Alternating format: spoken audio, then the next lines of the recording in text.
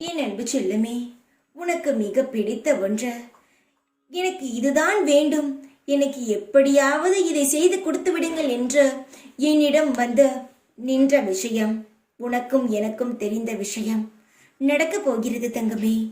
நான் சொல்லும் பொழுது உன் முகத்தில் எவ்வளவு பொன் சிரிப்பு வருகிறதோ அதுபோல் வாழும் பொழுதும் உன் முகத்தில் எப்பொழுதுமே பொன் சிரிப்புடன் இருக்கும்.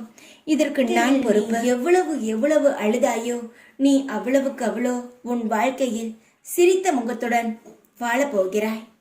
உன்னுடைய வாழ்க்கையில் நீ வேண்டி எதுவும் கிடைத்தது இல்லை என்று விரக்தியாக இருந்தாய். யாரை நம்பவும் உனக்கு பிடிக்கவில்லை. சில நேரங்களில் என்னை கூட உனக்கு பிடிக்கவில்லை. ஏனென்றால் நான் எதையும் செய்யவில்லை, உன்னை கண்டு கொள்ளவில்லை என்று. நான் இப்பொழுது பேசும் பொழுது கூட ஏதோ ஆறுதலுக்காக நான் பேசுகிறேன் என்று உனக்கு இருக்கும். ஆனால் அதுதான் இல்லை. உன்னுடைய ஆறுதலுக்காக பேசுபவன் நான் அல்ல. உன் வாழ்க்கையில் நடப்பதை சொல்பவன் தான் நான். உன் வாழ்க்கையை நான் அழகாக மாற்றுபவனும் நான் தான். கஷ்டத்தை கொடுத்த எனக்கு உன் இஷ்டமான வாழ்க்கையையும் கொடுக்க எனக்கு தெரியும். என் கையை பிடித்தவர்களை எப்பொழுதும் உதறிவிட்டு செல்லும் பழக்கம் எனக்கு கிடையாது. எனக்கு பிடித்தவர்கள் மட்டும்தான் என் கையையே பிடிக்க முடியும்.